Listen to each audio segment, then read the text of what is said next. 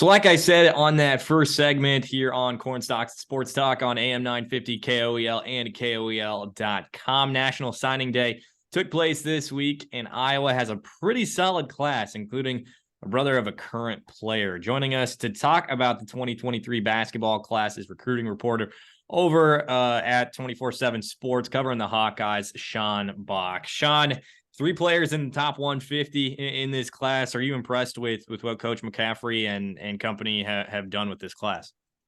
Yeah, most definitely. And I think things got started in a really good way probably 13 months ago with Owen Freeman, who was originally from Bradley Bourbonnais, which is in the southern suburbs of Chicago, more towards Champaign a little bit. But Iowa got, I would say, a surprise commitment from him after official visit weekend. Wisconsin was another school that was high for him, but no one really expected him to, commit to the Hawkeyes after that official visit. And he didn't expect himself to commit either, but he ended up committing to Hawkeyes, and I'm sure we'll talk about later how he fits, but he really set the foundation for this class, and adding his AAU teammate Brock Harding, who Iowa was the only high major offer to come for him, but there was more probably coming had he not commit earlier.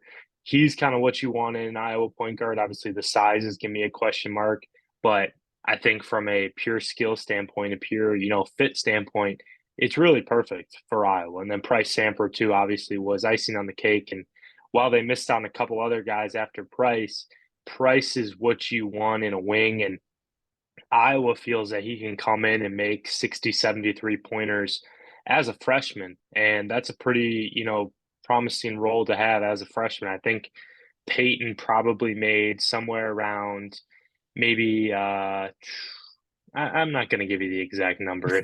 I'm trying to search it right now, but he hit 34 threes last year, and he was primarily a three-point shooter. And while obviously you'd like to have some of those back, I think he's a better shooter than what he showed last year. They're expecting Price to come in and play that similar role. So if you're Iowa, I think you got to be happy with this class. Obviously, some of the misses were pretty big. I mean, JP Estrella going to Tennessee. They had another guy coming on campus, Jaden Hastings, who ended up committing to Boston College. And there were a number of other guys too, where Iowa's missed on. They have one other guy in the 2023 class that they're really high on, that's making a decision sometime in the next couple of days. So they're hoping they can get him. But if you're looking at this class from a pure number standpoint, a pure fit standpoint, it's right up Fran McCaffrey's alley. You want 4 to 5 year players, probably 4 for each of these guys. I don't know if I see any of them redshirting next year, but you have 3 guys, excuse me, that can come in, make an early impact, and can continue to progressively get better. They're not going to show everything that they can in their first year, but that's okay. I mean, I think Iowa would love to have multiple Tony Perkins type players, multiple Patrick McCaffrey type players. I know Connor McCaffrey's drawing a lot of flack, but Connor McCaffrey type players and Peyton Samford type players who's still pretty early in his career. So there's a lot to like about this group, I think, from a, just fit standpoint, and their skill sets all really gel with each other too. And, it's really the perfect fit for all of them. So we'll talk specifically about skill sets in a second and what they'll bring to Iowa. But in just the few things that I've done in the research of this class, Owen Freeman 6'11", Price Samford 6'7". Obviously, these guys are young; they could continue to grow.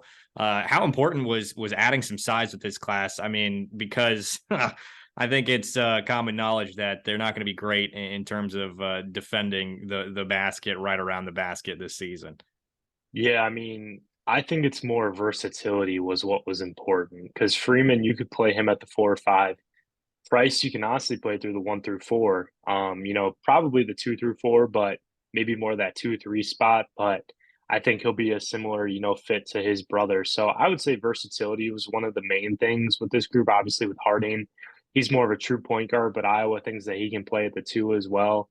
So I think versatility, that was the key factor. Guys that can play multiple spots, kind of fit into what Iowa is doing now, so they can have multiple lineups, multiple guys at each spots to kind of change things up a little bit. And I mean, adding size has been a priority for Iowa in this class, but they just haven't been able to do it. I mean, getting Freeman was definitely important, but they want to get another 4 or 5 guy that not necessarily is a true center, but a guy that can be versatile and can be athletic, can be long and play either that 4 or 5 spot, not as much the three, but more 4 or 5. And, add that extra athleticism, add that extra size down there. I mean, not necessarily a Chris Murray or Keegan Murray type player, but more of like a Philip or Bracha in more athletic way and probably a little longer in how he can, rebound, score around the rim, be active down there and, play multiple spots and not necessarily make early contributions, but, contribute 10 or 12 minutes if need be early in their careers. Again, we're talking with Sean Bock from HawkeyeInsider.com and 247 Sports about the 2023 recruiting class for Iowa men's basketball. So versatility, athleticism, big emphasis for this class. Shooting too. I should have mentioned that. Shooting. Iowa has placed a premium on shooting the basketball. And Owen Freeman's not overly there yet. I think he can get there from being a, somewhat respectable 3-point shooter. Bryce Sanford, that's his calling card right now, or at least early in his career. And I know Iowa fans, it's a really cliche comparison. I mean, I don't think he's the shooter that Jordan Bohannon was, but Brock is quicker than Bohannon, very quicker than Bohannon. You know, is more of a playmaker, I would say, with his speed and how he can set guys up. I think that's going to be his true, role in his first year, his first early years, or most of his career at Iowa. But what really sold Iowa on Harding was his ability to shoot the basketball and his improvement that he's shown because he was not a consistent knockdown shooter early on in his career. Now you see him pulling up from 25, 30, 23, 25, 23 feet, knocking down these threes off the dribble, coming off the catch, off dribble handoffs, different ways that he can shoot the 3-pointer. And that's really helped too with his skill set because he's a really quick guy who can get into the lane, can penetrate, can run fast breaks and run transition, finish at the basket. But his 3-point shooting ability is what's going to make him, even more of a dangerous offensive threat. So teams can't just, lay off him and try and prevent that penetration or that dribble drive. All right, we got the three things. We got shooting, athleticism, and versatility. So, as individuals, what else did do these guys bring to the table? What else did attract them, or get the Iowa basketball program to be attracted to these players to add them to this 2023 class? Yeah, I would say with Freeman, like I said before, he's still got I think he's probably got the highest ceiling of anyone in this class. He's around 6'10", 6'11", pretty skilled guy, really needs to develop more of that alpha personality, but you don't really see that until college in some guys. And, once he gets that, once he adds on more strength up top, I think he's going to be a really good player in the post and can be really creative with post moves. He's a good passer, can rebound pretty well. Just need to see how much he can be, with that. And when he puts on that strength too, I think that's going to be really vital for him. And defensively, he's a guy who's not going to be a traditional shot blocker who's really going to block everything, but he can, contest at the rim, can guard on the perimeter a little bit, can guard well in ball screens. And I think that's really important with him. And, like I said, the ceiling, and they think he can come in and make an impact too. And he's going to need to, depending on what Iowa does in the transfer portal. I do think they get a big man in the transfer portal eventually. And obviously, they're going to want to get another big man in this class with Laji Dembele being the top guy. So he can come in and make an impact. And then Price, like I mentioned before, shooting, spacing, kind of similar to Peyton in a way, but also kind of different. I think Price is more of a smooth scorer and a guy that, can set you up well in half court situations more than Peyton could. I think Peyton really thrived off, getting off the ball and playing off the ball and kind of being more of a set shooter. He could knock down, knock down buckets here or there, but I think Price is more of a respectable 3-level scorer, if that makes sense. And a guy that can get to the lane, can get to mid range and knock down those shots. Like he's pretty smooth. And that was one of the things that Iowa really liked. His defense is getting better. I think he was overall a better athlete than Peyton was in high school, but that's still going to be where he needs to improve once he gets to Iowa. And with Harding, I think I kind of went on a little bit of a tangent with him too. But when you watch this kid, it's so amazing to see how he can play at such a fast pace and such a hectic, quick pace and make the smart decisions that he does while also taking care of the basketball. I mean, a lot of people, some of the comparisons, obviously throwing on Jordan Bohannon because he's undersized and everything like that. But from a pure just, I really can't make. I mean, Joe Toussaint's going to be a comparison that's thrown around too, but Brock is a much more polished offensive player than Joe was coming into high school.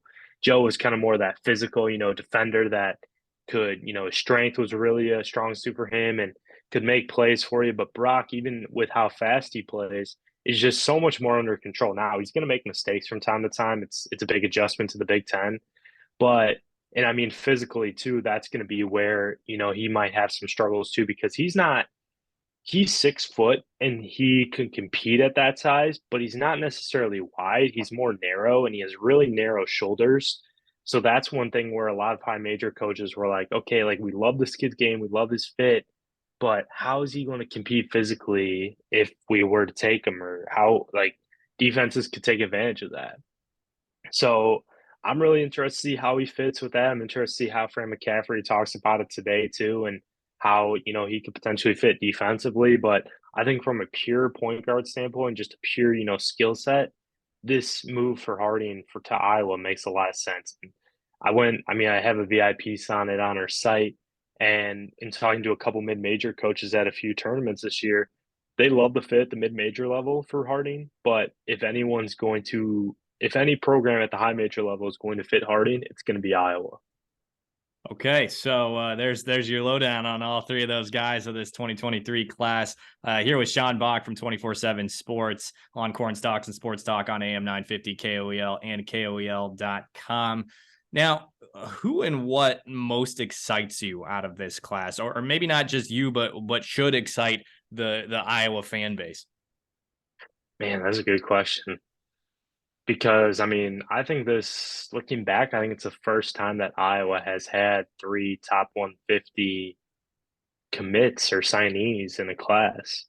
So I mean, all of them bring their own special, strength to this class and special fit.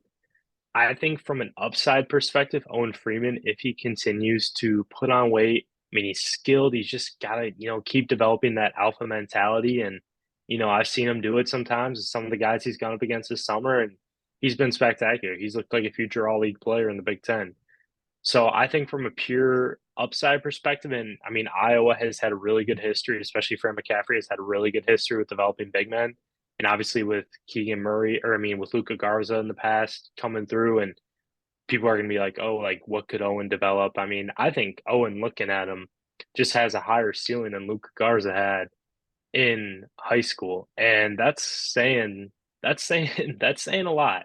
That's pretty, that's probably the first time I've ever said that out loud, but I think Breaking news on Cornstalks and Sports yeah. Talk. I mean, Garza, no one could touch his alpha mentality and the way he was just wanting to get better and just how physical and, wanting to, get to that next level.